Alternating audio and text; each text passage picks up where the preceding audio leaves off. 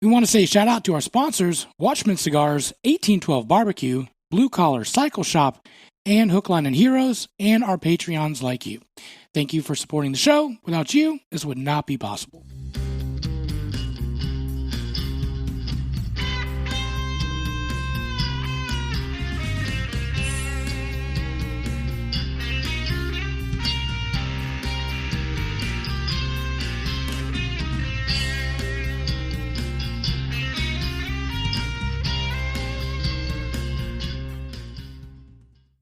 Hello, everybody. Welcome to a brand new episode of the Southern Fried Philosophy Podcast, where it's our take on life, liberty, and the pursuit of gravy, while you, the listener, are getting a degree in common sense. We are broadcasting from our blue-collar cycle bunkers right here in beautiful Concord area, North Carolina. We've got a great show lined up for you, as always. But before we begin, let me introduce you to our starting lineup. Running out on the court, manning the chat and our video, it is Magic Man. Hey, everybody. At the control deck, we've got producer Brian. Hey, guys. I, of course, be your host, Biggun, and how about you? And across the way, we have Mojo. Hey, all you cool cats and kittens. Appreciate you guys tuning in for this episode. You can follow us on the Facebook page at Southern Fried Philosophy. You can also follow us on our website at southernfriedphilosophy.com. Check us out wherever you download your podcast, listen to your podcast. You can go there, search Southern Fried Philosophy, hit the subscribe, review, rating button there. Also share your favorite episodes. We appreciate you guys tuning in each and every week. Also, you can check us out on Patreon at patreon.com/SFP Radio. Also on our YouTube channel, youtube.com/SFP Radio. Make sure that if you are watching this on Facebook Live, listening to it on podcast, go out to our YouTube channel. Just hit the subscribe button. That would be great. We need 100 before we can get our own channel. So we would appreciate it. Just do that. You don't have to do anything else. Just go out there, hit subscribe, and we'll move on. We appreciate that. The faster you do it, the least time I'll be talking about it. So that would be great. All right. So just some upcoming guests, some guests that we've got coming up. Next week, we have Duane Curse. He is going to tell us his story about growing up in West Philadelphia, where he was born and raised, living in poverty and getting himself out of that. And then his story is just also incredible, like Amanda's last week. Then the week after that, we've got Bailey and Andy from Warehouse Distilleries out in Newton, North Carolina. Going to tell us about what it's like to open up a distillery. And so that should be fun. We've got some product on its way, so we will be doing samples as well. So that should be a fun show. So stay tuned to those. I appreciate that. If you are home alone and you decide you want to do your own podcast or you want to do it with somebody else, contact producer Brian, and he can do his magic, work his mojo, sorry, no pun intended, to make your podcast sound fantastic. Connect with him at Headlines at SFP Radio. And then also, too, if you're listening to this podcast and you say, hey, I own a business and I would like to throw my sponsorship up, you get the cool little graphic. We put your link to your business on our show notes every week. If you want to do that, that'd be fantastic. Email us at sfpradio@gmail.com. Our listeners, guys, this has been 3 weeks in a row. We've talked about the giant U.S. RV map that we need to fill in. We still need New Hampshire, Vermont, North Dakota, Wyoming, and Alaska. Once we get that, we'll have all 50 states. Currently, we go from California to Carolina. We can go that route, but we're missing those 5 other states of listeners. So if you know somebody that lives in those states, shoot them a text and email and say, like, hey, why don't you go listen to my friends, southernfriedphilosophy.com, and they can listen to the show. We get the stat, and bada bing, bada boom, we'll fill in our RV map. Did we get Maine back?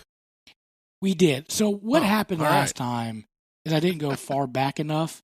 So we had a Maine listener. they kind of dropped like off. 5 years ago.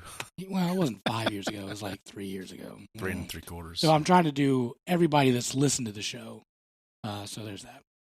Then once we get all 50 states, we're going to move up to America's Top Hat and say, what's up, Canada? So I'm going to ask you guys like I ask you every week, how you be doing? Ryan, Magic Man. Magic Man. You've got a story about Georgia. Oh, yeah. All right. Yeah. So this past weekend, my wife and I made a trip down to southeast Georgia to the Brunswick area where she hails from. And my niece is moving into her first apartment, and we had an old bed that we weren't using anymore. So we were like, "Hey, you want the bed?" And she said, "Sure." So hey, buddy, got a nice little U-Haul trailer and hightailed it down there last Friday. Hit a nice little monsoon as soon as we crossed the Georgia-South Carolina line into Georgia. Sure you did. Yeah, but it got there safely, and it's kind of a surreal experience after being cooped up in the house for so long. We actually went out into a restaurant. It was it was an old time country buffet similar to a Golden Corral. They did have the social distancing things in effect, such as markings on the floor to keep your distance away from other people there. Sure. Was this a buffet? I'm just asking. It was a buffet, but what they were doing is instead of you getting your food yourself, they had the people working there dishing out the food to you. So it was more like a cafeteria, actually. But the food was good. It was 50% capacity, so they had half the tables blocked off so people couldn't sit there, although there wasn't that many people there anyways. And they didn't allow groups bigger than 10 people in the restaurant, so to sit together. So that was nice. Other than that, it was a nice little trip, nice to kind of get away for a little bit. Interesting how many people we saw driving to and from there, and while we were there, that weren't wearing masks, weren't really observing the 6-foot distance rule. But like I said, it was just nice to get away. It was great. Sure. Producer Brian, did you have a question? I saw you raise your hand. You kind of answered it, but it's funny you mentioned the buffet because this week I was thinking, is COVID-19 the end of the all-you-can-eat buffet? Like, you think about like Chinese restaurants or whatever, Golden Corral. I never thought of the cafeteria, like switching it to cafeteria style. But then there's a little more judgment when they see you 6 times at the chocolate cake or whatever, right? I mean, I think they're going to help with America's obesity rate. Absolutely not. Listen, you are not going to stop. I think they're going to see you there regardless if you're getting your food or if they're dishing it out for you. Right. And then you get to give them the judgy eyes of, hey, buddy, that's not enough mashed potatoes. I need you to go back and give me some more. Yeah. Like it on the gravy. So you want more banana pudding? You're still eating banana pudding. Yeah? Absolutely. Okay. You're going to have to bring it back. Listen, in our country, you are not going to stop the fraternity of Fat Five Fat or the sorority of Big Mama What. You're not going to stop us. We're going to keep coming to the buffet. We're not going to stop. There's nothing that's going to do. Coronavirus or not, we're still going to be going up to that buffet. We will prevail. We will prevail. I tell you that right now. Producer Brian, how you be doing? Also, when you were in Brunswick, did you get any Brunswick stew? Nope, no Brunswick stew this time, but they did have it on the menu. I quit with you. Was that on the How Southern Are You? And you could have checked that box off, and you didn't do it. You could have done it. That's right. I have had it before. Oh, I've had it modern style and 18th century style. When I used to be a reenactor. All right, I will give you your Southern card back. Thank you, sir. All right, Producer Brian, how you doing? I'm good. I survived a day of being the only parent in the house, which says something in these times, And it was like wet, so I couldn't send the kids outside to play or anything. Yeah, can I give you an applause for that? Good job, sir. I'm going to give myself. I'm going to push my own applause button. That was a fast one.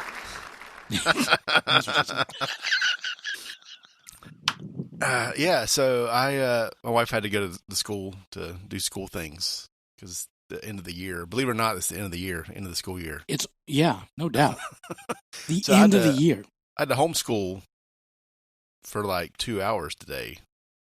And you're still alive, and you're I'm breathing. still alive. That's the amazing. Children are alive. The crazy thing, here's the really remarkable part. Mm-hmm. I taught my daughter Common Core math today. What? Accidentally, but it turned out to be Common Core math. You did it accidentally? Well, it was the logical way to solve. In this particular case, it was the easiest way to show her how to solve the problem. And then I realized, I think this is Common Core. Okay. So I don't understand. Hot Pocket will do his math, and it'll be like 17 plus 4, right? And I come back, and there's like little, it looked like a dice. There's like little dots everywhere. I'm like, yeah. what are you doing? Well, she's in kindergarten, and she was doing like 187 minus 62. What? So, daggone. yeah, I taught her how to do that. So she had this number grid. She in AP? She's at AP kindergarten?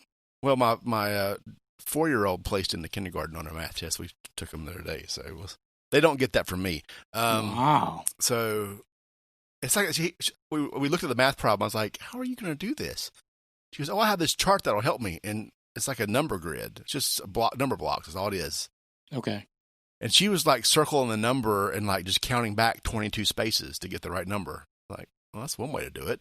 Okay. But if you count by tens first, so I got into it and showed her how to count by tens first, and then go up 5 and then over 2, whatever the number was. And after like 6 tries, she started getting it. Wow, there's a chart. I just used paper. Like it was, but yeah. So we had the charts in like a folder divider, and you could write on it with a dry erase marker. How about it? It's high tech. I don't get it. Yep. Mojo, how you be doing? I'm done shoveling water out of my shop. Whoa, what happened? You have one of those big squeegees? You have one of those big squeegee No, it's things? just so much rain. So much rain. If Corona was rain, it was Corona time at the shop this week. It was just brutal. Like I said last week, I think I need to probably start selling boats or pontoons or kayaks or something else because not many people riding in the water. Rubber ducks. So, yeah. Well, listen, I think you've got a good weekend coming up, right? I think the weather's going to clear out. Who knows? I think every day has a chance, yeah. Like an 80% chance, with 140% humidity because, here we are in the South here. So I'm also going to say that sounds a lot like my honeymoon. So there you go. There it is. How you be doing? I'm good, man. It's been a crazy week. The short weeks always seem the longest. I don't understand why.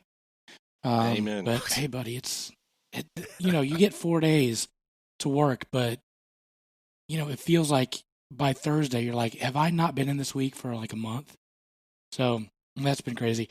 I did have a conversation with my dad the other day about thermostats. We would go down to Florida, my wife and I, and when we'd stay with Dad, it would be extremely hot in the house, and we were just like, look, I'll leave $20 on the counter. Just can we crank it down just a little bit?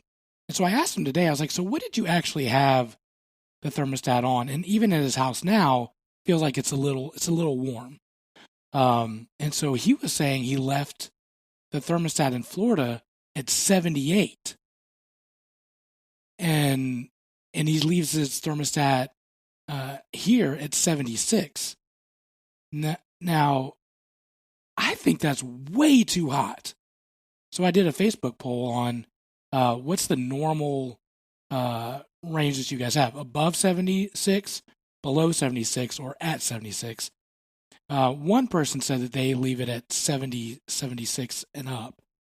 But everybody else said below 76. So I want to know your thoughts. What do you keep your thermostat at? And he said, by the way, if you do a poll, everybody will say about 76. And in reference, we keep ours at like 70, and I kick it down to 68 at night.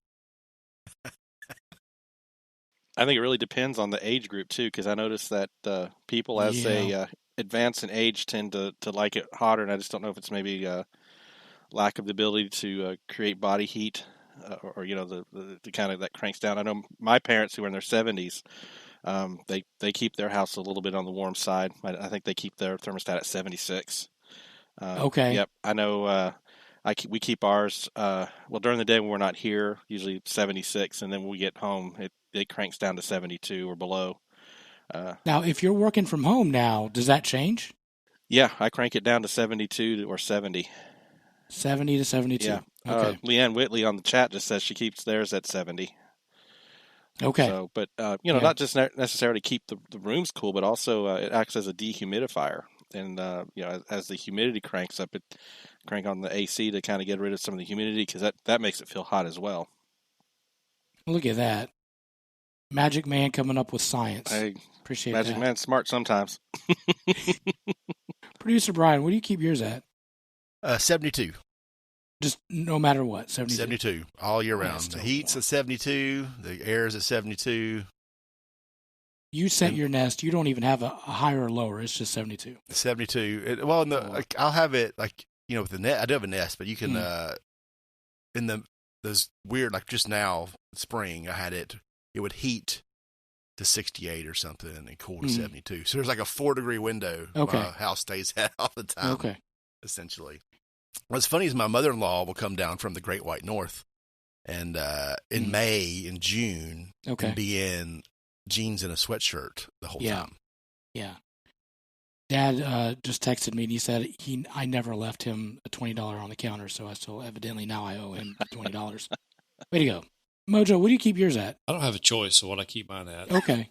What does the family leave it at? We'll see at the shop. I'm too cheap to turn on the heat and air. So ambient temperature, I'm sure I'll turn it on once the dog days of summer hit, but at the house, whatever temperature penguins can operate at, that's pretty much what we have our set at. So 39. We have the coldest beer in town. That's all I know. And you don't even use a fridge. That's amazing. Yeah, well, I opened the fridge to warm up. So. Some meat hanging in there somewhere to cure. Nice. Well, there's a meat shortage now, so I have no curing. Get dried steaks on the counter, probably. That's great. That's fantastic.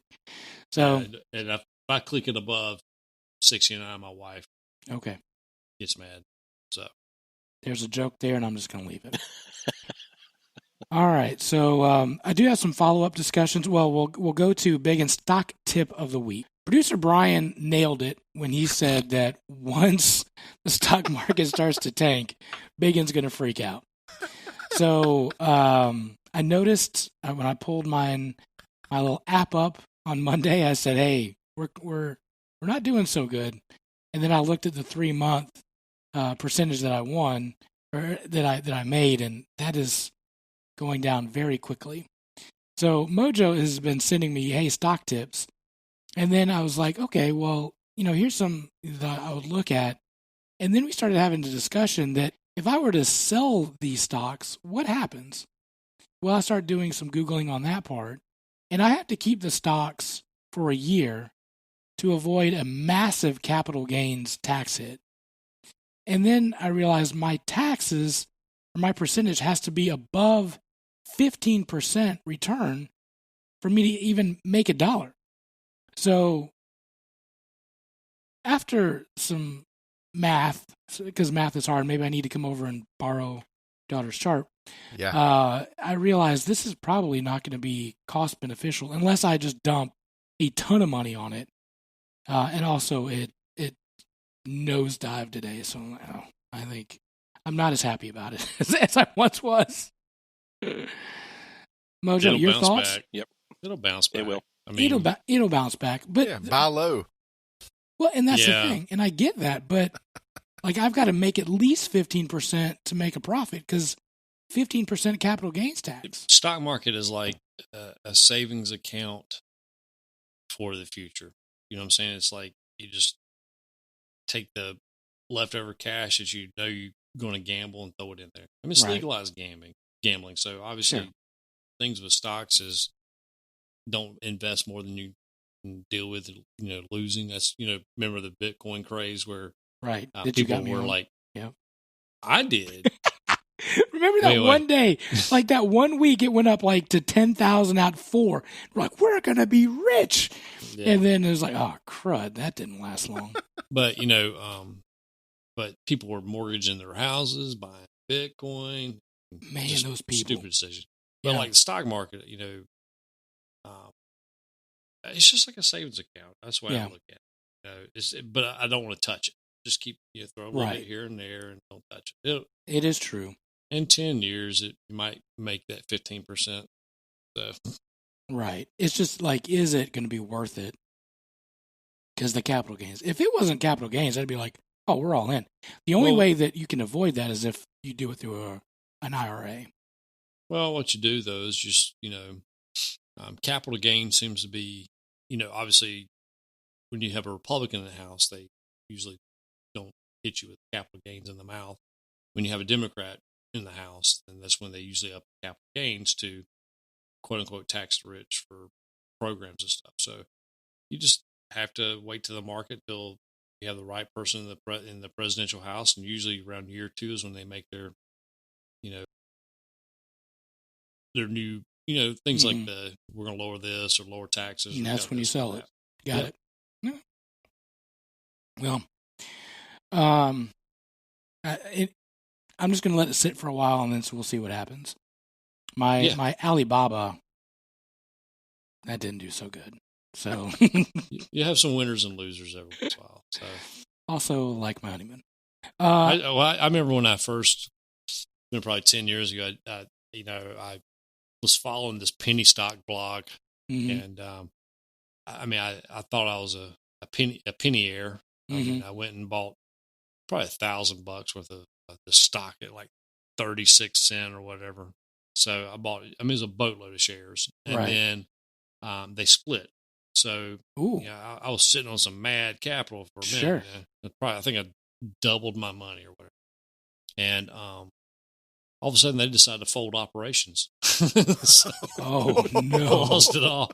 So you just gotta invest with your comfort level. And I think like I've bought a couple stocks that they're okay performing, but they're dividend stocks. Not that you can get a bunch of money back, but just right. I mean, obviously, this is money that I'm not depending on. Sure. Right now, pay the bills. So, but just invest at your comfort level. That's the late great Kenny Rogers said. Know when to hold them, know when to fold them, know when to walk away, and know when to run. So anyway, I'm just going to sit on it for a while and see what happens. So I'm a little sad. I also ran into this question when my wife was making a cake, and I wanted to get your all's thoughts. So my wife was making a coconut cake, and then she was getting the stuff out to put on the cake, the top layer.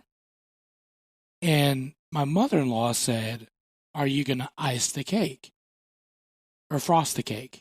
And then my wife says, "Well, I'm getting out the icing." And I started thinking, what's the difference between frosting and icing? And why are there two different words for the exact same thing? Like, which one is, like, what do you guys think of when you hear frosting versus icing? I'll be honest with you, I've never sat down and thought about that. Right. That might be one of those, instead of watching TikTok videos on the toilet, that may be one of those things you contemplate the thought of frosting and icing. So, right.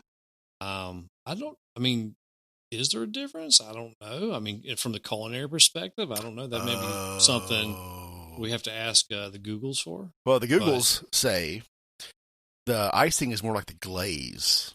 Like the glaze. Well, because that's basically like a confectionery sugar or something like that, melted in like cream milk, or whatever. Yeah, or milk water. And sugar. And it's like a pound cake, you put a little bit of a glaze on. So maybe. Krispy Kreme would have icing. Oh, okay. Yeah. So frosting is the thicker, like buttercream, cream cheese. Yep.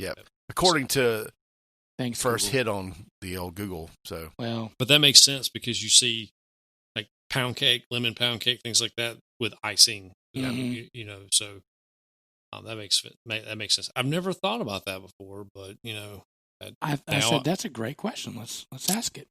I will probably be up till 3:00 in the morning contemplating how that division started.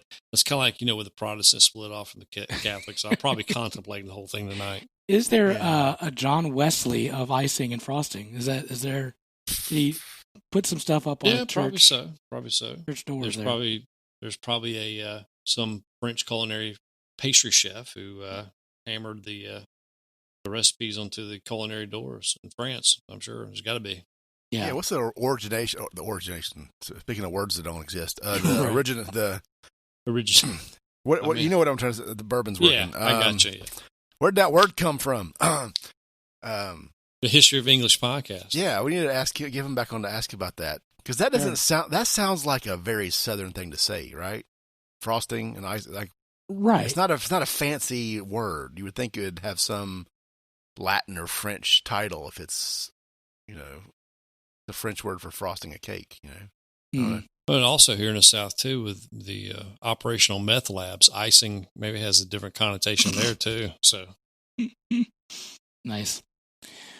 All right, so we are going to go into some wacky news brought to you by 1812 Barbecue. Eric is still dishing out some fantastic barbecue. That brisket, hey buddy, he does ribs, pulled pork, and don't forget about those sides. Fantastic, delicious sides, and pecan pie. So, what else do you want?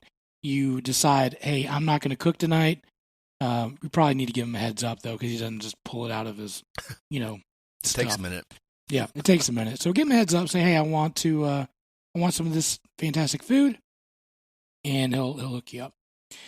All right, so let's go to some. We need to talk to Eric. I'm kind of curious right now because we've heard nothing but about the meat shortages, things like that. I'd be kind of curious to see what's going on in his.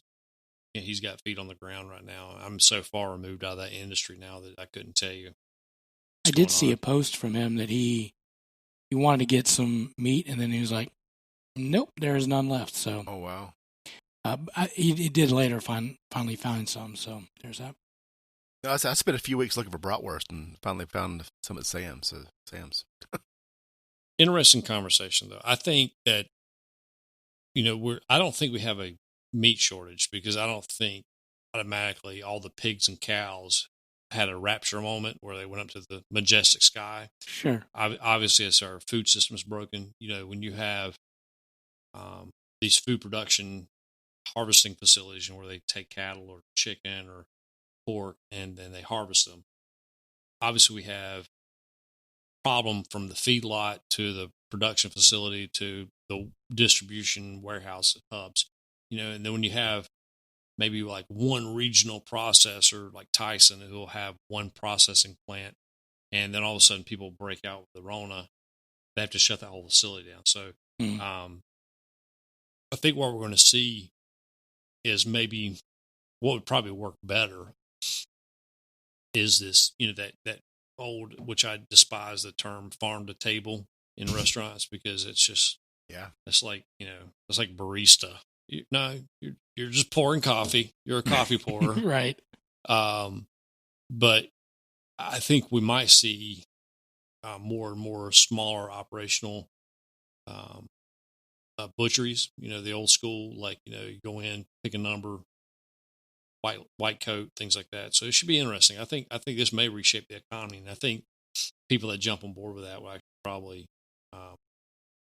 probably actually benefit from the market. I mean, we're getting ready to explore some options here, local areas that actually, you know what I'm saying, that they process their own, process and butcher their own. So, yeah, and it may cut out the middleman. And if more people are buying their meat directly from the farmer, right now most of the time it's more expensive, right? Because they know that they can go back to the Harris Teeter or whatever that they're selling it to them. And they know they're going to get a higher price for that. And they also charge us a higher price. But if it's everybody going to that butcher, maybe that'll help lower the cost of said meat. So I don't know. I keep hearing that that's better tasting. Have you guys experienced that? Going to a local butcher, having it like slaughtered there, and you pack it up and take it to your freezer. It's been a while. I'm weird. I I'm not a big fan of grass-fed meat. I'll be honest with you. I like the corn-fed where they grazing animals and they finish off with corn to fatten them up. I just like that. I like that taste. Grass is just there's something about it. Grass-fed beef. Yep. I'm just not a big fan of it. But for a cheeseburger, I guess I'm gonna have to become a fan of grass-fed beef if I want a cheeseburger. So you said the same thing too. Yeah, I ordered like an eighth of a cow a couple years ago from a local farm, and it was all grass-fed, organic. And I could definitely, there's a difference. It's like, it's richer, I feel like, but not necessarily.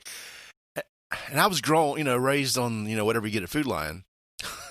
That kind of meat. So I think if I ate enough of it, I could adjust to the flavor of it.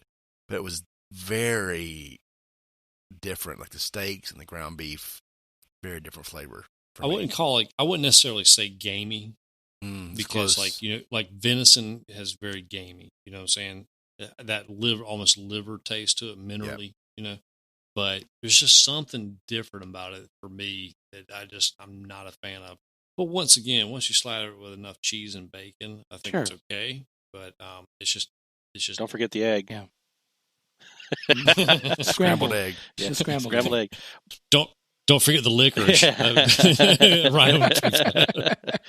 Well, I'll tell you, there's a food truck that comes to my office park, and they use locally sourced meats and veggies and all kinds of stuff from local farms for their food. And I think it does make a difference. I think it tastes good. I mean, it tastes better than the mass-produced stuff. And I'll be honest with you, my wife and I, we actually prefer grass-fed beef now.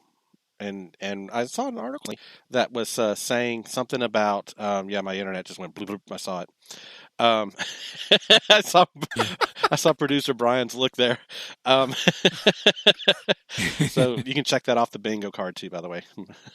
Okay. Anyways, but I saw an article recently saying something about the way they feed animals has changed drastically over the last, 50, 60, 70 years, where everything was grain or grass fed and to fatten them up to make them, the chickens bigger. They showed a chicken that you could buy in 1950 as opposed to one that you can buy today are vastly different. The one you buy today is a lot bigger than the one that you would buy back in the 50s. And not to be a conspiracy person, theorist, whatever, I kind of wonder if the food back then was healthier than it is now, because looking at the obesity rates that you have nowadays compared to back then. But everything else was in lead cans, so and asbestos in your house. I'm sure the food had to be better, healthier. I mean, you got to think like between the hormones and preservatives that we use, antibiotics. If you take a free range like local chicken egg, and then to crack one open from the old Harris Teeters that just their Harris Teeters brand. They're two different looking eggs just because they come from different facilities, different feed. Also, the feed now for cattle has been genetically modified to, and I'm not going to get on a debate of GMO versus not, but the feed is just different now. I mean, you have these super genetic corn, a lot that they use for cattle feed and ethanol. And it's just different than what our grandfathers were feeding cattle.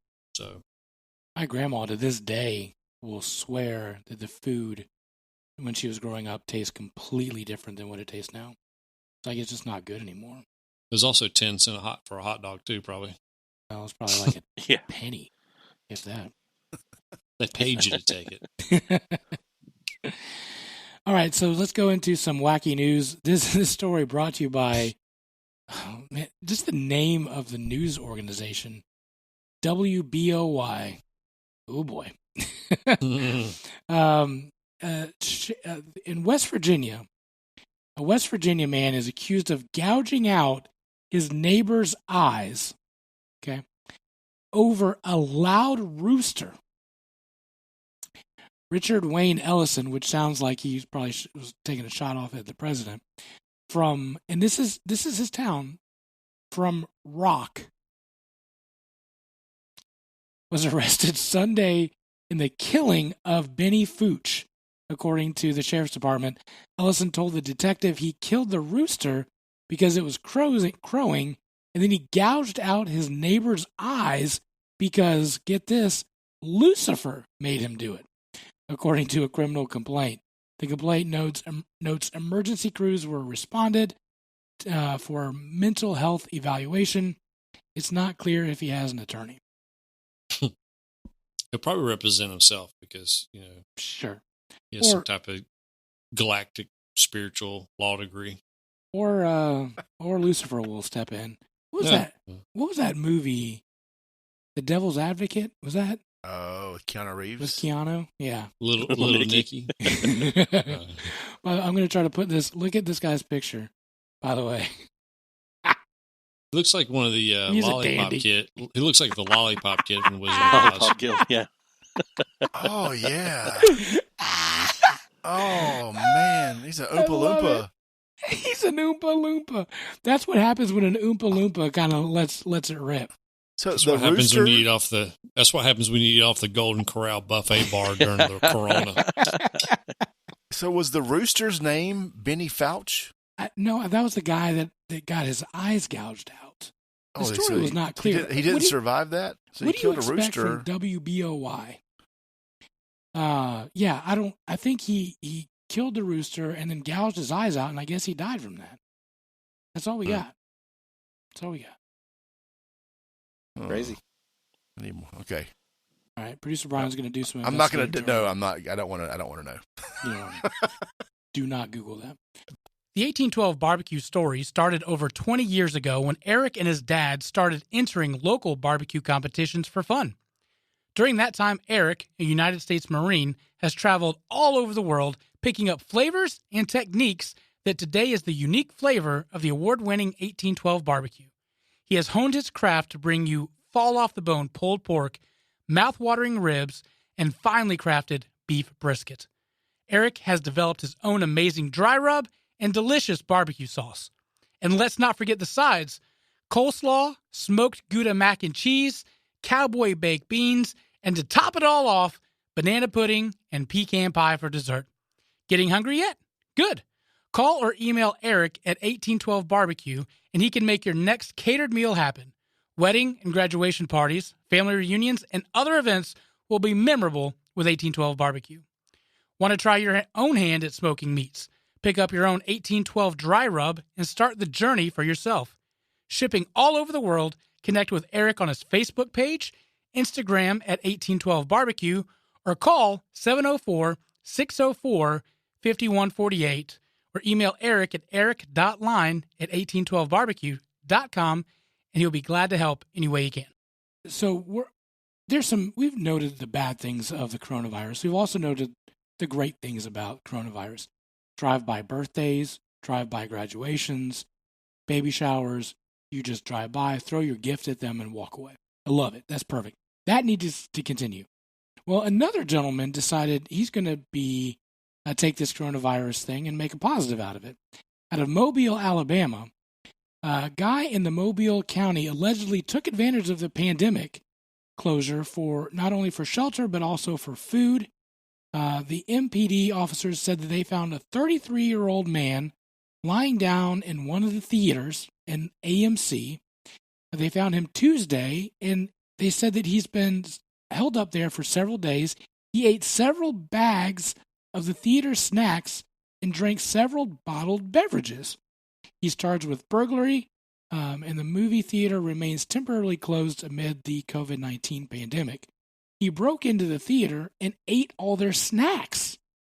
It's kind of genius. It's a lot of Twizzlers and Good and Plenties. Did you fire up the popcorn maker? I mean, you would think that would be something I would go do. And did you get the movie? Did you figure out how the reel works to play the movies? That's the real. Oh, now that would be genius right there. I'd be watching all that IMAX all stuff. The good movies. They're probably all digital now. What do you think his nickname in prison is going to be now? Pixar. Good and Plenty. I like that one. So anyway, I thought that was pretty genius. It's great. On the opposite spectrum, A man, this is in San Diego, which is Spanish for, well, you can look that up. Man was arrested on suspicion of breaking into a bank early Wednesday morning. Apparently, he entered the branch just so he could heat up his Hot Pocket sandwiches. Around 3:30 a.m., the police were dispatched. The burglar alarm had gone off. When they arrived, they noticed the drive-through window was broken out. They went in, they went to the break room, and the man was using the microwave. He said that he was trying to heat up his Hot Pockets. The police did not release any further details on the incident. That's all I'm getting. I'm not. Read that last quote on that article there. When he said, when asked if the Hot Pockets were worth it, he said, "Hell yeah, it was worth it."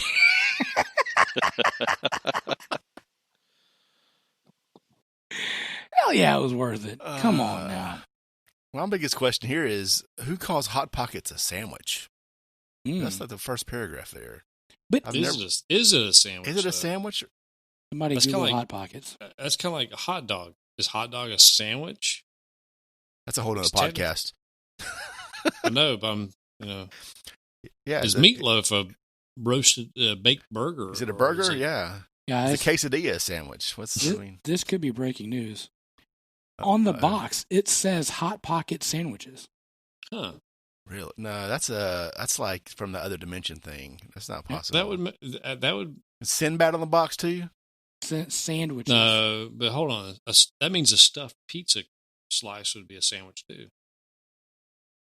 What constitutes a sandwich? Meat between bread, right? So that would be a hot dog. Would be a sandwich. A hot dog would be a sandwich. I agree with you on that. I think we've had this discussion. It feels like the last episode of Seinfeld. No. I've never seen Seinfeld, so I can't relate. God, Google image search sandwich.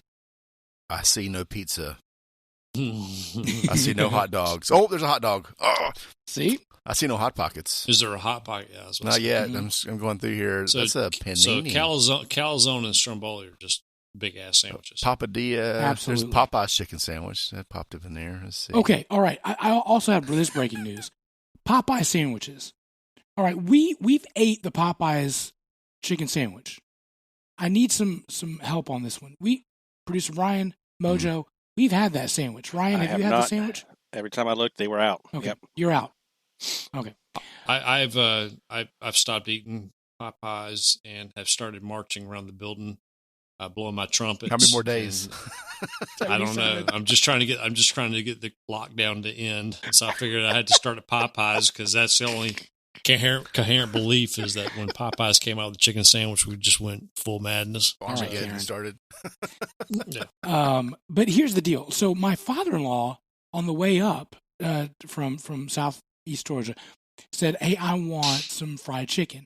So the whole time he was talking about the fried chicken, he never got it. So when he got here, I was like, "Hey, we can go to Popeyes. You can try that chicken sandwich." He brings home the chicken sandwich. And gentlemen, I'm telling you, there's a conspiracy theory on this chicken sandwich. It's not the same chicken sandwich because what he had was chicken fingers with the pickles and the bun. We didn't have a chicken fingers. Is that correct? No, we didn't. No, it was a fillet. They've, I don't know when they recently changed that because I was, because I have to go to Cincinnati sometimes to pick up motorcycles, and I stopped at a truck stop there right after the Rona hit, and they were doing the same thing. So I'm not. Maybe they're having a shortage now with the production or something. But they were saying that back when the first shortage happened, that they would sell a tender sandwich basically, which is different chicken. It's not the same breading or anything. No, because it had a tempura type batter around the chicken. Yep. This one, it was just the regular chicken strips. I'm calling foul. Yeah, good point. But it could just be. Did you go to the Concord, North Carolina location? I went to the one right up the street here on Church Street. That one's just a hot bag of garbage anyway. So, pretty much any Popeyes location on a given good day is a hot bag of garbage.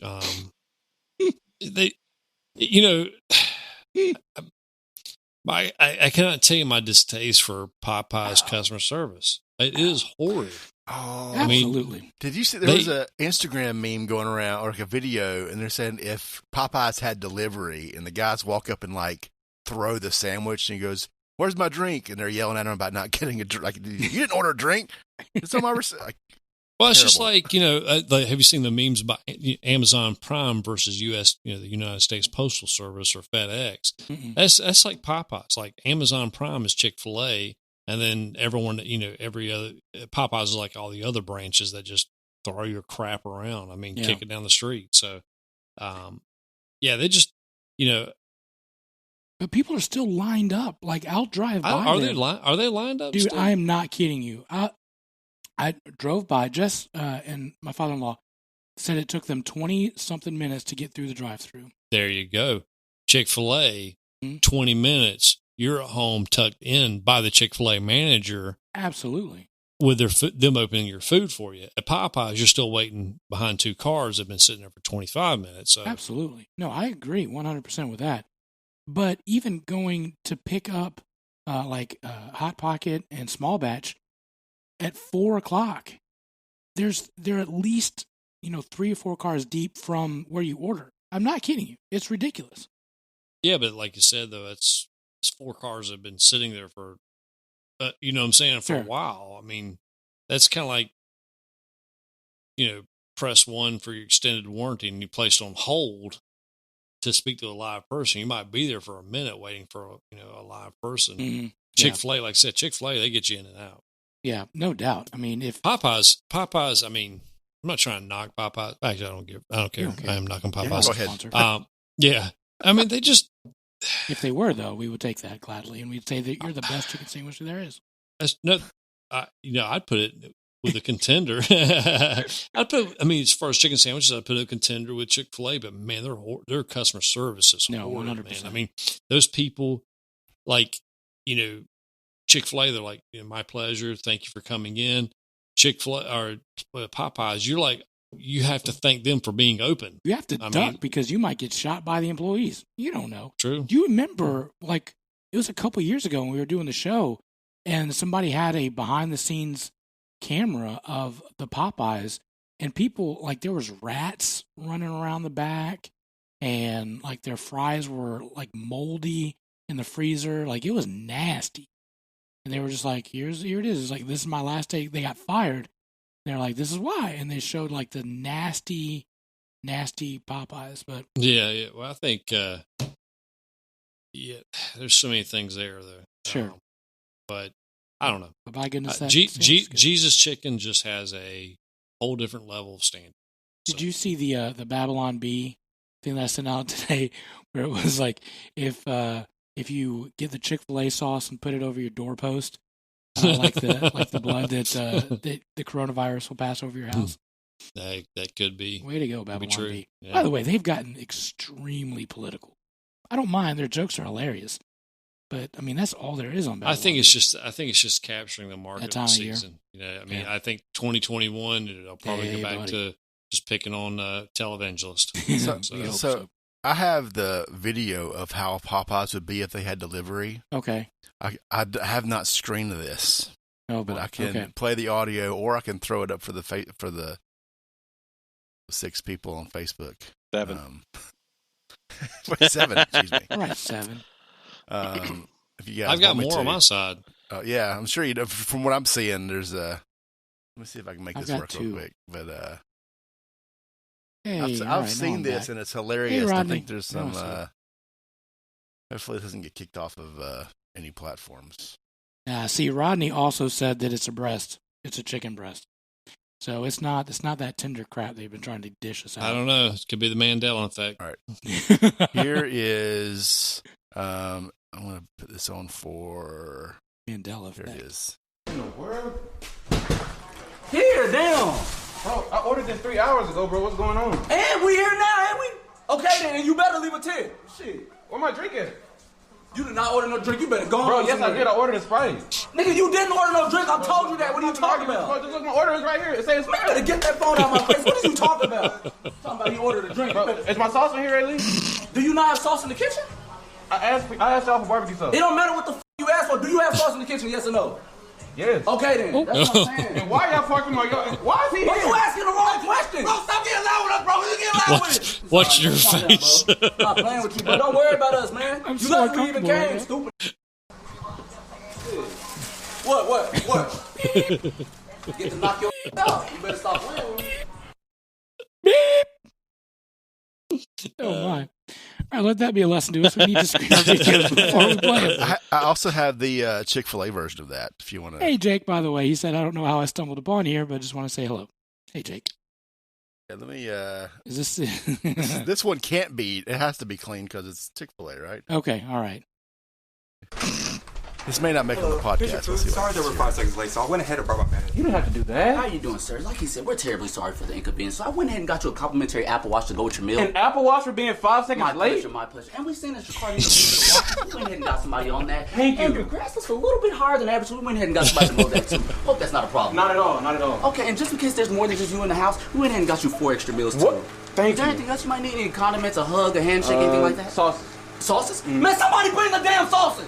Sorry for the inconvenience again. We got barbecue. You have ranch or Chick-fil-A sauce? Just 2 ranches will do. 2 ranches? No, don't be modest. Grab a little bit more than that. Man, pick the damn sauces up! Now, get out of here! I think that's it, sir. What? That's it? Okay, well, did you watch the Michael Jordan Last Dance documentary by any chance? I do, actually. Oh, well, we knew that, so we went ahead and got you some Jordans for that. Are those the year of the rabbits? Yes, you're the Oh. rabbits. And they're size 11 just in case. Is that your size? That's my perfect size. How'd you know? Oh, well, we looked you up on Facebook and make sure we bought all sizes. We bought 8, 9, 10, anything like that. Oh, my gosh. Thank you. need. No problem. My pleasure. Y'all have a nice day. You too. Oh, wait, before you go, sir, we'll be out here for an extra hour just in case you need any refills, napkins, anything like that. Thank you. Y'all have a nice day, man. For real.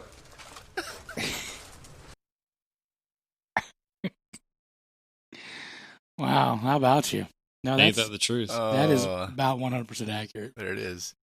Oh, That reminds me about goodness. those comparisons about the different delivery services. You know, the postal service versus UPS versus FedEx versus Amazon. By the way, when you go through Grubhub or anything else like that, do you notice that like they jack up the price of the actual menu item as well? Oh yeah. Say that one more time. So when you go through like Grubhub or Postmates, Yeah. their menu item is also like jacked up. So they're getting you on the delivery fees and everything else like that, but they're also increasing the price of the menu item. So Was it the last week we had the story about the pizza guy who was buying his own pizzas back from oh yeah. Grubhub? Well, yeah. So Yeah. because they're jacking the price up. All right, guys. So producer Brian, SFP Headlines Preview. What do we got? Yes. This week on the headlines, Southern Fried Headlines podcast, India catches a Pakistani spy pigeon. A man gets arrested for wrestling a bear at the zoo. And you have to prove your relationship status to visit Denmark if you're visiting a loved one. All of those sound, again, like my honeymoon. So there's that. Yeah. My favorite one from this week actually is the Blue Wahoos in Florida are renting their stadium on Airbnb. So you can, for $1,500 a night, up to 10 people can stay in the stadium. And What kind of stadium is it? It's a AA baseball team. Oh, wow. Yeah. That actually might be legit. It sounds great. So Yeah. I think we need to do that and camp out in the you can run the bases if you want to. Hope the I'm not gonna concession do that. stands are I'm just open. going to eat all their hot dogs. I'm not sure if you can get to the nachos or not. That's my only $1,500, I better Exactly. be getting some nachos. the funnel cake maker. Full I full wanna get service in at the there. concession stands. Absolutely. Absolutely. Might be extra. All right, so we're going to go into some hot topics brought to you by Hook, Line, and Heroes. This is our last week with Hook, Line, and Heroes, 501c3 that gives our veterans a experience of a lifetime with fishing. They connect you to a relationship with God as well. So our friends at Hook, Line, and Heroes still love you, but see you on the flip side on that. All right, so global warming. Guys, what are your thoughts on man-made global warming? I'm just going to, easy topic. Just thought I'd, send out this cupcake. Mojo, thoughts on man-made global warming? I think the Earth is so vast that things that we can do kind of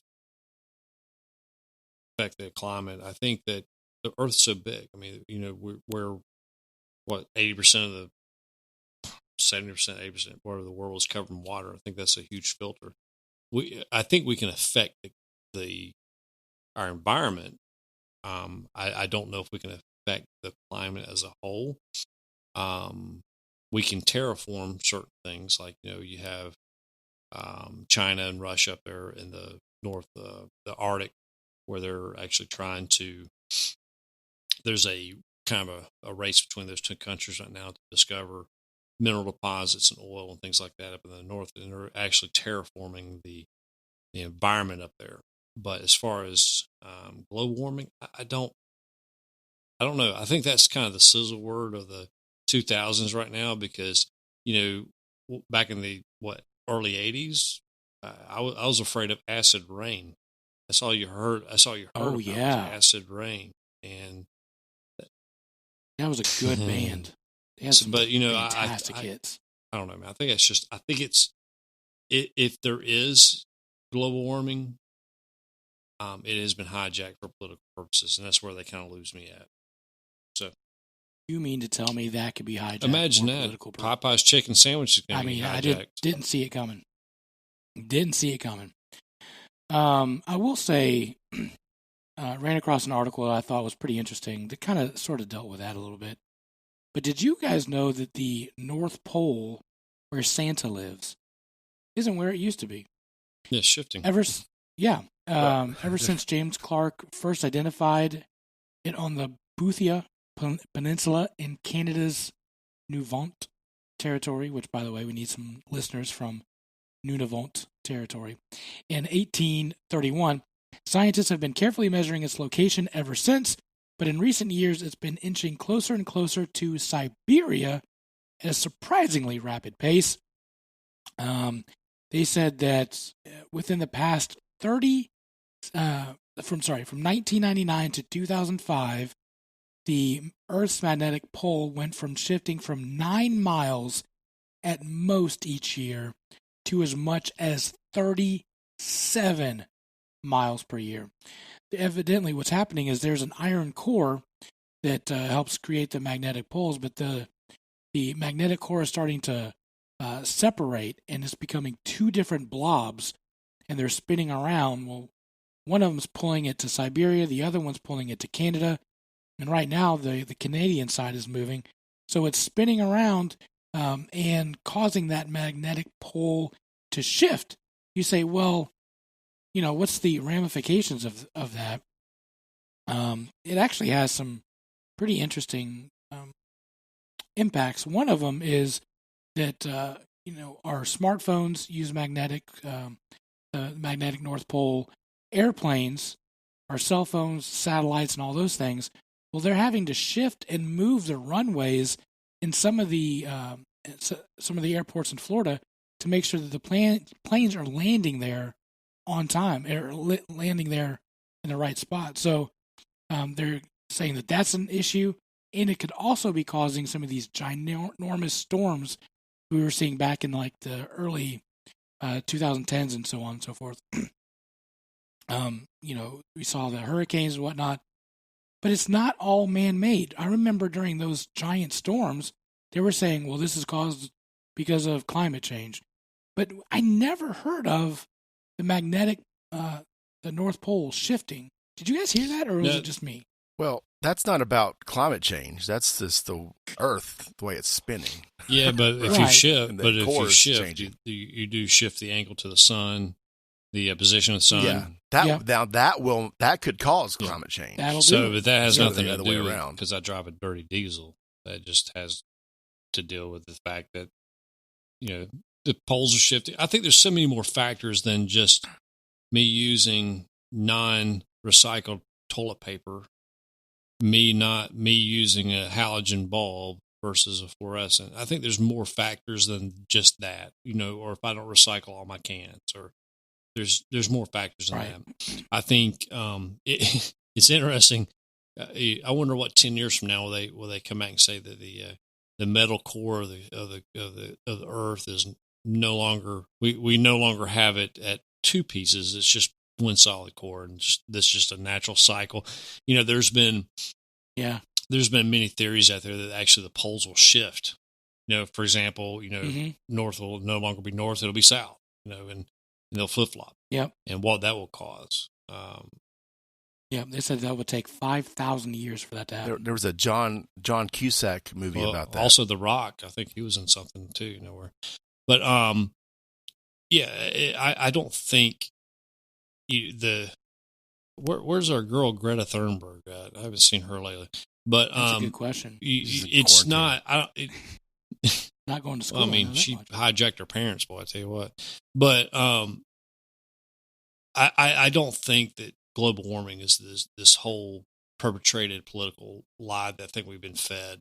I mean, I just don't see it because, you know, we love science and data when it comes to shutting the economy down, but we don't love science and data when it comes to the Rona or to the climate change. I mean, so absolutely, absolutely. I just there's so many more factors than just, you know, because I use it. You know, people use aerosol hairspray. I mean, there's more factors than just that.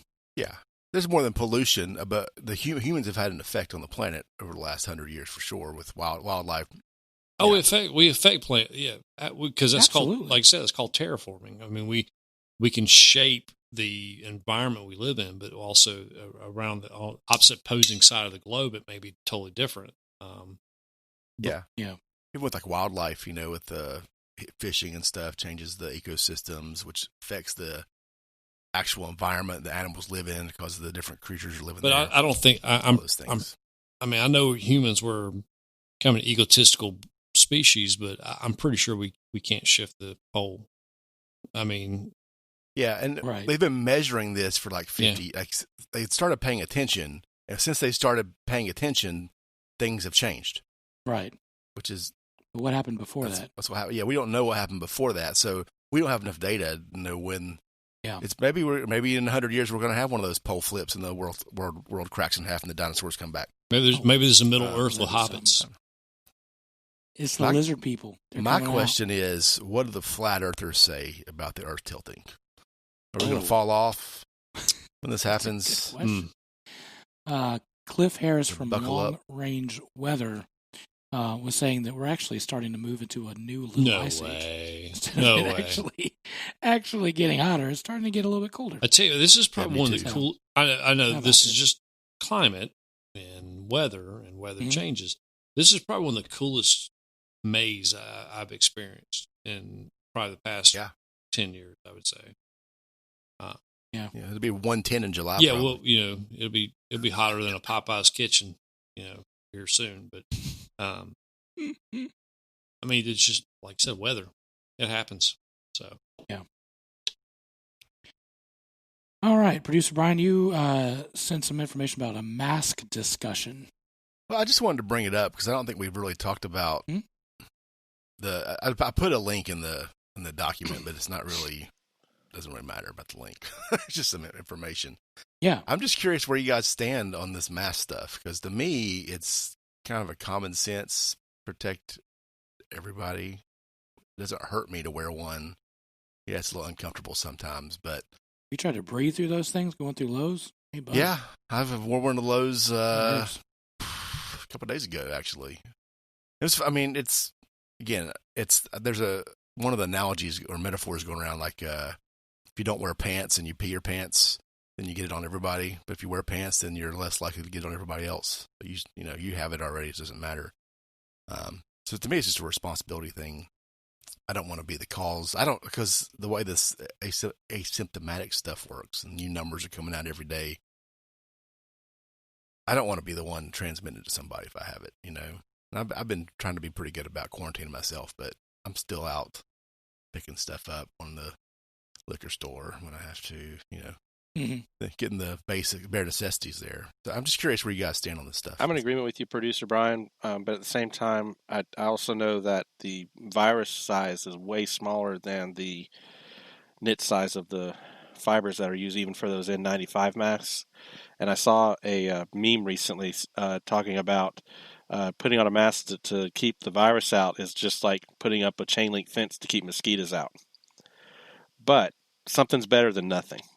So, and like you were saying, for the benefit of other people, if you sneeze, if you have it and you sneeze or cough or something, it's going to help keep water droplets and stuff from spreading out and going all over the place. There, I don't know if y'all seen. There's actually I've seen some articles about people wearing those masks with the exhale valves in them, which those masks are basically designed for construction work, people working on houses and cars and stuff, to where you're trying to keep from inhaling particles like dust and what have you. But you need to be able, but you can breathe out. You just don't want to breathe the stuff in. Well, those masks are not doing anything to help anybody out, because you're coughing and it's shooting out that valve, and it may be helping you from sucking in particles, but it's not doing anything good for other people around you. That's not the point of the mask. Yeah. Mojo, your thoughts? Wearing a mask? Dumbass. Nah, I think it should be left with choice of an individual, because we since you got to edit the podcast anyway. Alyssa Milano, resident dumbass of California, shows up mass shaming people on the Twitters the other day, posting a family pic of her and her family getting ready to go ride around California, and I don't know what they're going to do, but and she has a crocheted mask on. Crochet, like Granny knitting the toilet paper cover thing. I mean, full of holes. Yeah, exactly. So, I mean, literally, you could take your pinky and place it through the crocheted hole. But the people that are wearing masks, I wonder actually the benefit of some of these masks. I mean, I've seen everything from people taking old flannel shirts to the surgical medical masks, which aren't really rated for the micron level, to, say just all varieties. You got the varieties from the people who have full hazmat suits, like level 5 hazmat, like, quarantine movies or something, to people that are basically just taking their dirty underwear off and just wrapping it around their head. I mean, you just have such a variation. So, but I think, in my personal opinion, I think now it's becoming almost this new social meme of compliance, and I think that you're starting to see the shaming. There's a couple of videos out there where grocery shoppers were actually shouting out a person who was not wearing a mask out of the store. So I wonder if this is the new thing of 2020, where this compliance thing. You got neighbor snitching on neighbor for not complying with whatever their state law is. I mean, hell, you can't even plant seeds in Michigan right now. You can't even cut your yard because of the laws. I wonder if this is the new thing where we're going to rat out our friends and family because they're not wearing a mask, or if they're not like I said, not being in full compliance with the law. I just think it's a compliance thing. I think it's just a social compliance thing.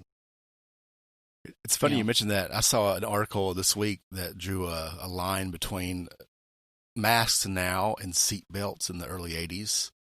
How that was a really hot thing that everyone, like, now for us, it's like, well, yeah, of course you're going to wear a seatbelt. But then it was this breach of right or breach of freedom almost to force you to protect yourself in a car is the way it was taken by a lot of people. And I was an interesting kind of analog to, it makes you wonder what is 10 years from now, what's that normal look like? Hopefully it's not masks, but. Well, I think, man, I just honestly, I don't know, the longer this gets, there's a bajillion conspiracy theories about this now, but we have reshaped our economy. We have reshaped how we interact. We have reshaped just basically how we do things, from simple fact of how we do church to how we buy cars, how we interact with friends. We have reshaped everything that we do from a daily life. I mean, how we buy food. We're obviously, if you're listening to this, we're in North Carolina. And Roy Cooper, who's our governor, who I would equate to a Popeye's chicken restaurant, just a hot pile of garbage, loves to say he loves to chase science and data. Science and data. That's his catchphrase. We're not going to get political. We're going to follow the science and data. Well, if that was the logic that we did, then we would do that with everything. Science and data. What is the number one cause of car accidents and car deaths? Cars. Science and data. Let's ban the cars. Oh, right. What's the number one cause of diabetes? The sugars. Let's ban the sugars. Oh. I mean, if we want to follow the logic that like Roy Cooper and some of these other Whitmer from Michigan, if we're going to use the same logic, let's apply it across the board.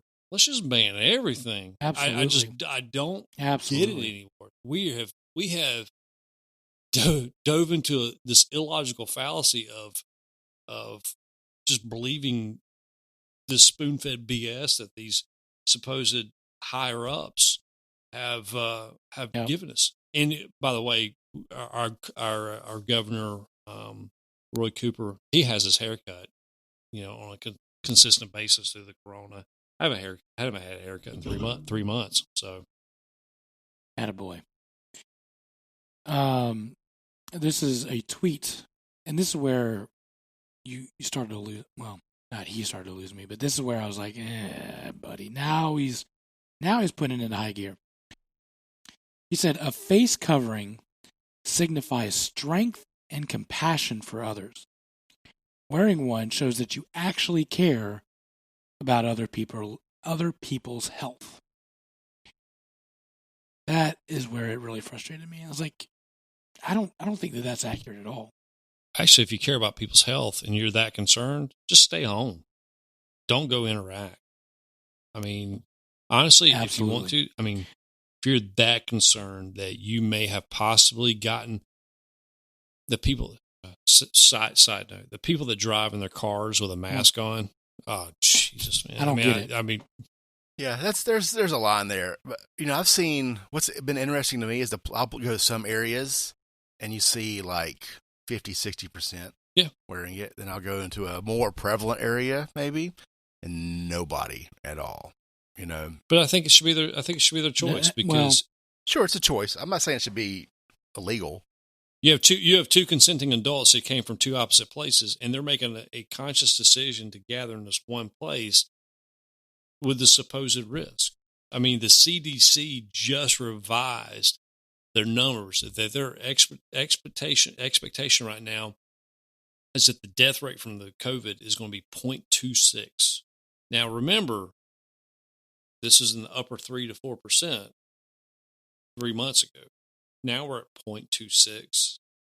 I mean, the science and data, man, it'd be nice if it was like your daughter's, Common Core math where 2 + 2 = 8. Yeah.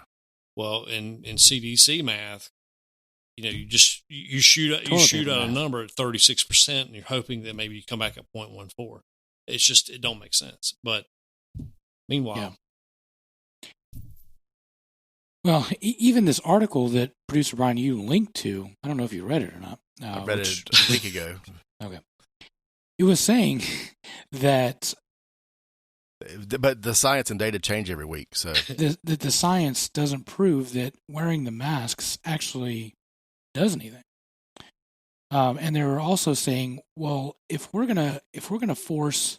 If the data suggests that we have to wear masks, does the data also support the 6-foot rule? Like, why not 8 feet? Why not 20 feet? Like, why is 6 feet the number? Actually, they found in one of some tests I read from, I think it's John Hopkins or whatever, the 6 feet rule is not even applicable because they're saying the average person's cough is like 9 to 10 feet. And especially if the corona is lasting in the air for more than 3 hours or whatever it was at one point, it's probably different now, but at one point it was like corona can live in the air for 3 hours. Well, it doesn't matter if you're 600 miles away from the person. If it lasts 3 hours and you have a traveling distance of 80 miles per hour, I mean, technically, if you're 240 miles away from you, you do have a slight potential of catching the corona. I mean, there's a absolutely. We're just all screwed. That's all it is. We're screwed. Well, and they were all like, why 20 seconds to wash your hands? Why not 19? Why not 45? All I know is if I ever have to go to surgery again, God forbid, and my doctor shows up with a bandana around his face because that's now the equivalent of a surgical mask to keep germs away from me. I think I'm gonna get up and just leave. I mean, I don't think that's correct. Yeah. Well, this article is just saying that there's not any significant trials and tests that prove that a mask actually works. There's not any trials or tests to prove that it does work. Maybe our stock investment tip should be any company that makes breath mints. Because if we had to continue, continue wearing these masks, I mean, you get that just that night. My wife said that today because she went out. She was at work, so she was at school with a mask on, and she went and got sushi for lunch. Oh, hey, buddy! And she's like, "That was rough." The rest of the afternoon. Yeah, my wife said she did that and didn't brush her teeth before she took the kids to school. That's the Popeye's hot garbage. There it is. The 1812 barbecue story started over 20 years ago when Eric and his dad started entering local barbecue competitions for fun.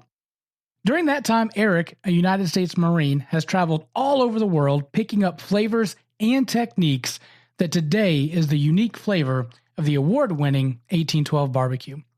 He has honed his craft to bring you the fall-off-the-bone pulled pork, the mouth-watering ribs, and finely crafted beef brisket. Eric has developed his own amazing dry rub and delicious barbecue sauce. And let's not forget those sides, with the coleslaw, smoked Gouda mac and cheese, cowboy baked beans, and to top it all off, banana pudding and pecan pie for dessert. Getting hungry yet? Good. Call or email Eric at 1812 Barbecue, and he can make your next catered meal happen. Weddings, graduation parties, family reunions, and other events will be memorable with 1812 Barbecue. Want to try your hand at smoking meats? Pick up your own 1812 dry rub and start the journey for yourself. Shipping all over the world, connect with Eric on his Facebook page, Instagram at 1812 Barbecue, or call 704-604-5148. That's 704-604-5148. And email Eric at eric.line@1812bbq.com, and he will be glad to help. All right, let's go into Trump Twitter. Can you play our Trump update? I'm very proud of myself. You can't always get what you want. Incredible. Really amazing. Don't be stupid. But if you try something, well, you might find. Deal or no deal? You get what you need. I don't wear a toupee. It's my hair.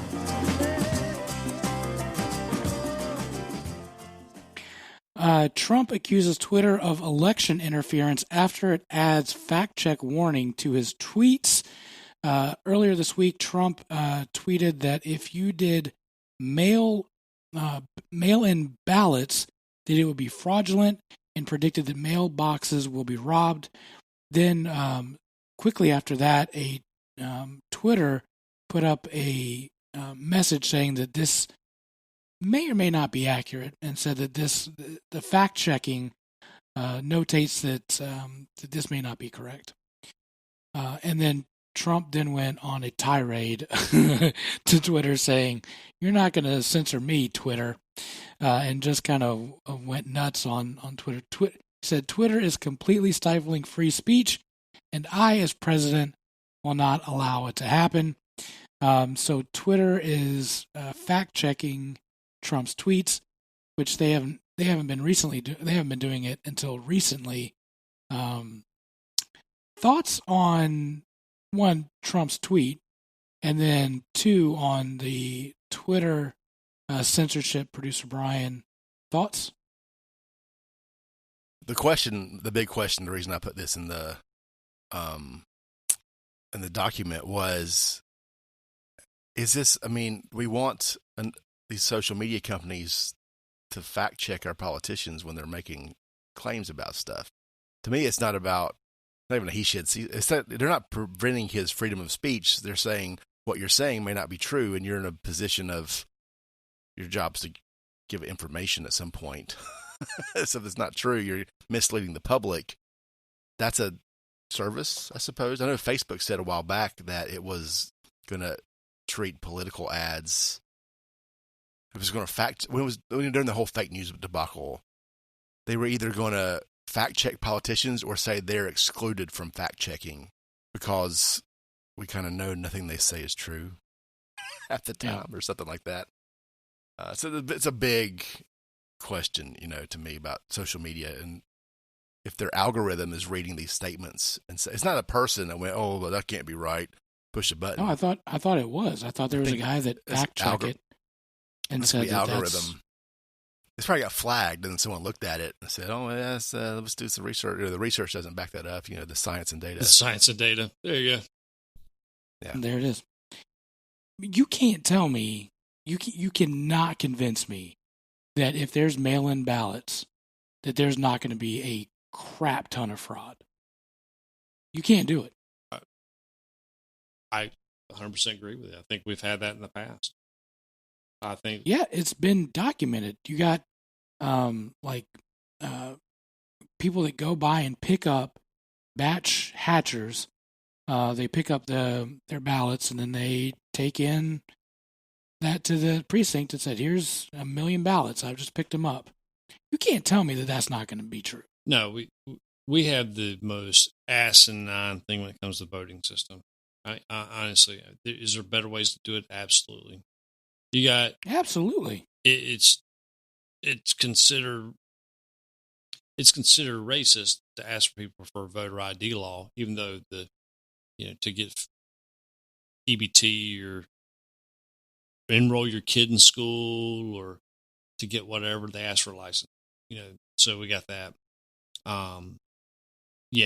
Mail-in votes. I mean, if you don't think they can be tampered with, then there's so much fraud that can be perpetrated there, and for either party. I mean, what? Right. I mean, yeah. What if there's a rogue wing of the Libertarian Party, and all of a sudden we end up with Joe Jurgensen? I'm okay with that. Don't get me wrong. I'm just saying that you'd all of a sudden have something like that out of a population of voters of 60 million voters or whatever it is. There's so much problematic issues with mail-in voting that, maybe have in-person voting, but maybe extend it by 3 days. Do like multiple day voting versus mail-in voting. You know what I'm saying? Just to spread out spread it out. Ryan, what are your thoughts? Do you remember what was it, a couple years ago, the whole Mark Harris debacle where was it Pender County, or I can't remember which county it was? This was an election for the U.S. House of Representatives for, I think it was District 9 here in North Carolina, which includes Mecklenburg County, and where there was voter fraud. That was actually, I guess they found out it was true. They had some guy that was investigated who was going around collecting these absentee ballots and turning them in. So, like what was said, this could happen for either party, not just one or the other. It can happen for both. Let's face it, both parties have pluses and minuses. I'm trying to be politically correct here with that. Yep. Anybody can do it. Anybody can do it. Mail-in voting, the chances of there being something fraudulent occurring, I think, is a lot higher than going in person and voting, simply because those ballots don't go directly from your hand into the ballot box. They're going through mail carriers, several people through the mail office. There's too much chance there for something to get, something malicious to be done. So, and like I said, this is for both parties, not just for one. You want to talk about potential foreign influence into an election? Mm-hmm. Just imagine, some of these countries like Korea, or not Korea, but it's North Korea, Russia, China. These guys have master forgers that can, hell, they they have duplicated some of our economy. I don't know if you remember, right before the corona hit, we actually confiscated shipping containers of fraudulent counterfeit cash coming from North Korea. So imagine these guys all of a sudden somehow have some type of liaison in their government, get a copy of our ballots and actually submit an enormous amount of ballots swaying the election to the political party they think they can have a favor with. It could happen. Yeah. Absolutely. And so for Twitter to say this is not right, just step back half a step and say, well, mail-in fraud could absolutely happen. Well, but also I think since I don't know if you've seen this, but actually Trump has just issued a executive order concerning social media. Oh, I did not. What's the breaking news? I'm trying to see if I can find it real quick. But, well, and that goes back to, while you're looking that up, is Twitter can say this is potentially fraudulent. They could do whatever they want. They're, if you don't want to be part of the fact checking, then just get off Twitter for one. But at the end of the day, like, should they be saying, and who's in charge of that? You were saying algorithms, but who's the one that's saying, yeah, let's go ahead and slap that not true statement on that tweet? Yeah, I'm actually looking at the Twitter. There's a big thread on this on that specific issue. I can link to it with different news agencies and folks chiming in. I just want the actual executive order so we can read through it versus the news. Oh yeah. And that's why I can't find it right now. I'm looking at the other Twitter thing. And the other half of that article is about Joe Scarborough, the death of that whole situation. Yeah, now I will say I think Trump went a little bit too far. Yeah, there was two tweets that got flagged, and the second one. Sure. See, it looks like the executive order is targeting social media platforms as actual media. So we'll see how this fleshes out in the next coming days. Oh, they get treated like the press, essentially. Yeah, because they for the longest time they've been just basically news is basically a content aggregator. They take information, they publicize, whatever their editors determine needs to go into the news. Social media platforms have been more open, but they also have been restricting because, you've had the shadow banning from Twitter. You've had Twitter kick people off, this and that. Even though Twitter, Facebook, these places have actually been a go-to for people to get their news. I mean, if you, like me, if I want to find out something happened locally, like last night with the events on the ground in Missouri, Minnesota, I was on Twitter looking up what was happening just because you get the quickest on the ground information. Yeah. Periscope. Is Periscope still around? It is. Is it? Okay. Yeah. It's owned by Twitter, right? Yeah. I think so. So should some of these companies be checked as far as under the freedom of press or the press? I think so because with them, how many? I have probably like 2,000 friends on my Facebook, and I maybe see the same 12 people every day.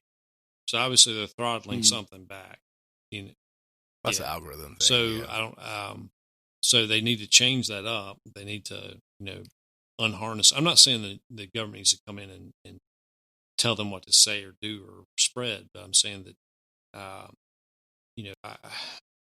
can't tell you how many damn creepy Joe Biden ads I've seen in the last 2 weeks when I'm strolling through the Facebooks. Our crack research department, Rodney, said that they were given full protection from lawsuits because of third-party content. So, now what was the Joe Scarborough one? I haven't seen that one. Basically, from my understanding, correct me if I'm wrong, is basically Trump wanted the investigation for an intern that was an intern for Joe Scarborough 20 years ago, I think it was, and she died evidently she, I guess, had a seizure or whatever, hit her head on the corner of a table, and tragically passed away in the office. And Trump wanted a investigation of Joe Scarborough, basically implying that he killed her. And people wanted that removed from Twitter. Twitter stepped up and said, "We're not going to remove it. Well, we can add, the little tag on it, but we're not going to remove it." Interesting. I mean, I Google 230. I don't know what that means. It's just this is a separate side wing. It's interesting to see a president fire back, because this is something this is something sure. You don't see that I often. haven't seen it where a president play, we see most presidents play defense, where they're always news breaks and then they try to cover their tracks. I mean, Ronald Reagan, news breaks, Iran-Contra affair. It's always constant defense. The Libyan, the plane gets shot down by Libya, defense. Always defense with these guys. Monica Lewinsky, 9/11. It's always defense. How did we make a mistake? And all of a sudden now you see a president go on the offense. It's just kind of interesting to see the dichotomy here and what we're dealing with. And we're not used to that. We're not used to seeing a president. For example, I mean, Scarborough and his fiance, or maybe wife now, Brzezinski, how they, at first, they were kind of pro-Trump, during 2016, and then have shifted to, never Trumpers now. And, of course, the Brzezinski had her dad, Brzezinski, is an interesting fella too, who passed away a couple years ago, I think.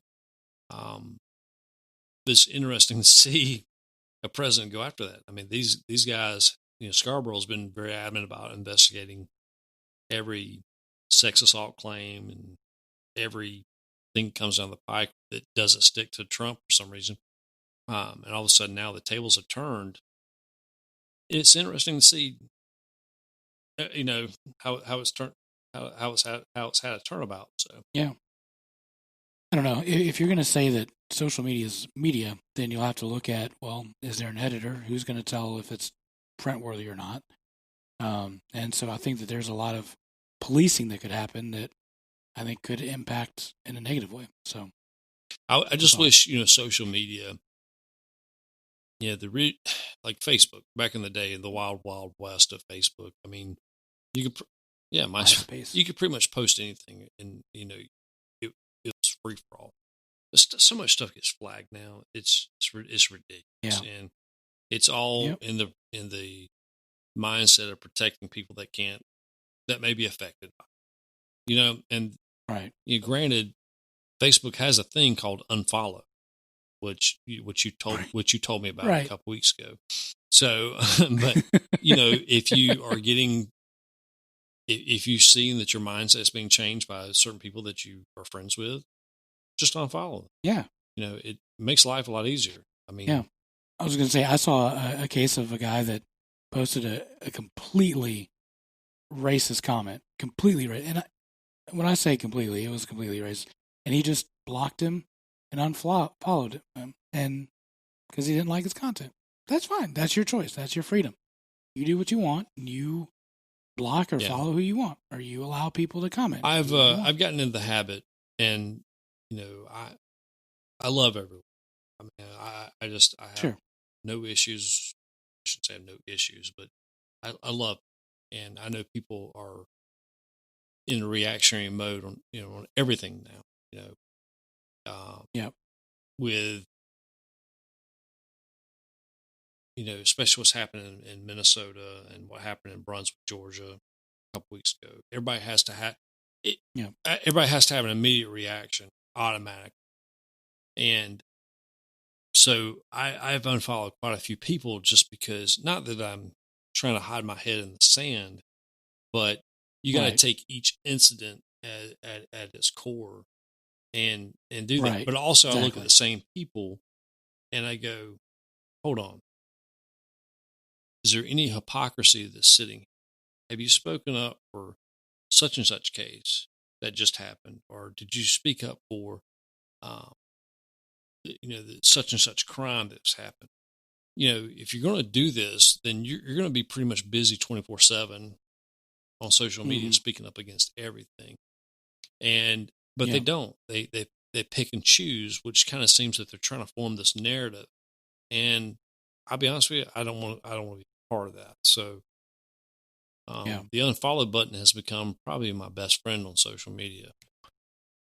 And what's the point of blabbing all over your own page when, if you have a strong feeling, go somewhere else and type your feelings into whether it's a Congress or a police website in this case, or whatever. I mean, the people that are watching your stuff, it's just a captive audience. How about you do something?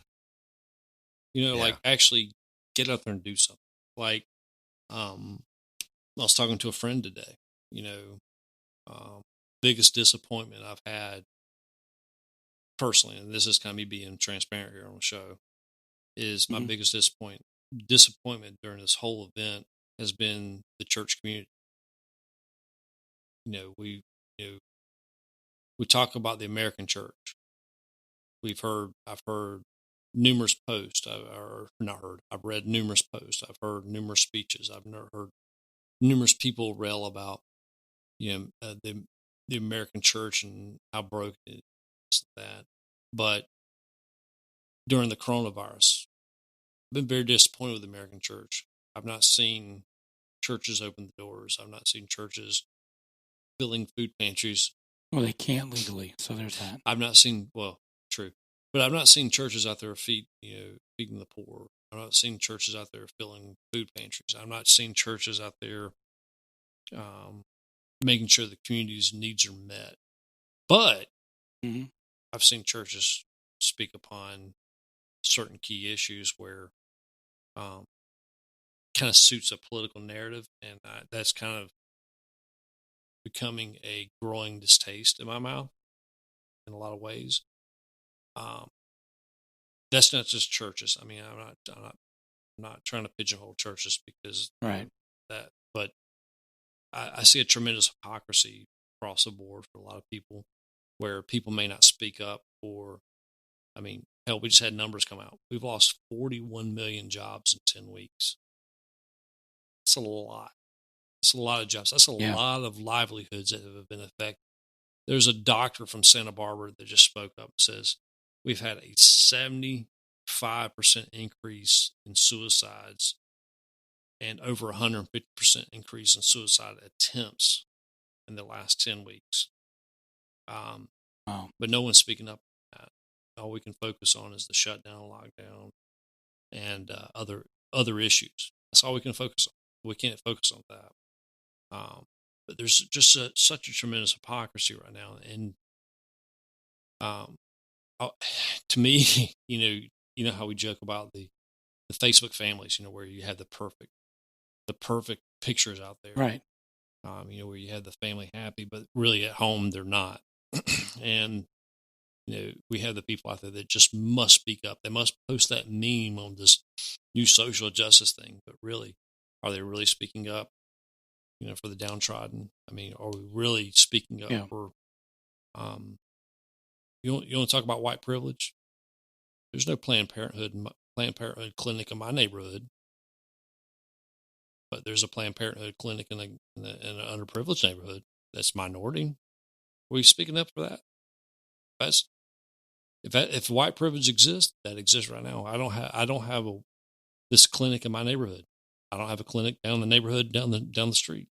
But I guarantee an underprivileged neighborhood that's chock full of minorities has a clinic like that. Yeah. And to be clear, like not all churches are not doing No, I'm not. There are churches but I'm saying that are stepped up. We like to group everybody. Like, we hear speeches, we hear editorial posts, blog posts about the American church. Mm-hmm. You know what I'm saying? Just like, sure. Just like we hear about American exceptionalism. We hear about American aggression. We hear about American greatness. We have, when the good times are good, we claim it. Well, we're an American. We sent people to the moon. Yeah, that's true. Not yet. That's true. I hear you. We'll But no, that's true. America as a country, we sent people to America, but I can't take claim to that because I had nothing to do with that. I mean, right. But yeah, I mean, I'm not saying all churches. I'm just saying that under this moniker of what we like to classify, it's just sometimes it's where we land. All right. Well, let's go to the next and last topic. There's a new COVID-19 home test you can give yourself. Evidently, the amount of testosterone that you were exposed to in the womb is kind of directly connected to the chances that you get COVID-19. And one of the ways that they determine how much testosterone you've been exposed to is by the digits on your hand. Now, what they are saying is if your ring finger is a different size than your ring or your pointer finger, that you have had more testosterone and therefore you are more likely to get the coronavirus.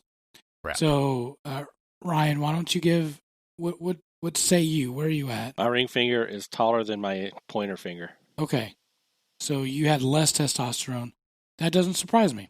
Oh, thanks. That's not, no, you said the other thing. You said the ring finger is longer than you had. Yeah. The more testosterone, that You're big word yourself. is the problem. Here we go. So if the length of your index finger, known as 2D, is bigger than the length of your ring finger, then it indicates a higher exposure to testosterone. So this finger has to be higher than your pointer finger has to be higher than if I move them over, your my pointer finger finger is higher than my ring finger. Yeah. Oh, okay. So I got scared there for a second. I thought I was. So sorry about that. I'm immune, apparently. Mojo, where are you at? I'm even. Yeah, I'm even too. I think the science. I think 50-50. the science and data here is kind of crazy. I don't know if I follow this. Well, you know what? This article, if anything, proves that the man flu is real. Oh, absolutely, absolutely. I thought the man flu was. So it is real, but this is just more science and data to prove that men are affected harder by these kinds of diseases. That's funny. But what about Caitlyn Jenner? Oh, that's a good question. About that testosterone, did she get it taken out? Did she, her? Too late. She's already been affected. I don't know. Her had testosterone most of her life. Somebody's asked. All right, guys. Well, we're going to go ahead and wrap up the show. Thanks again for tuning in. Mojo, send us out. Hey, I appreciate you guys tuning in once again. If you can, please go to our Facebook page at Southern Fried Philosophy. You can also check us out on our Southern Fried Philosophy webpage at southernfriedphilosophy.com. Also, wherever you download your podcast at, just go there. Simply search Southern Fried Philosophy. Hit the subscribe button first. Next, please leave us a review. You can say I'm a total douche or whatever. That's fine. We still appreciate that. Wherever you'd like to do. Give us a 1 star. I don't even care. That just helps us move up in the old algorithm. Share your favorite episodes. Tell your friends about us. Check out our sponsors. We have some good people. We don't do just corporations and companies. We actually do nonprofits, and we appreciate each and every one of those. And hopefully we'll have a few more of those coming on board here soon. Also, if you're not an organ donor, shout out to my donor mother, Lisa. I love you. Just if you haven't signed up as an organ donor, when the DMV's opening back up full throttle, just head down to the DMV. Make sure you check that box. Also check your voter registration. Still time to vote. And you can also go to your Apple phone, or I'm sure maybe Android has some type of device. You can actually register to become an organ donor. Save someone's life. Next week, again, we have Dewan Curse. He will be sharing his story. So make sure you tune in for that.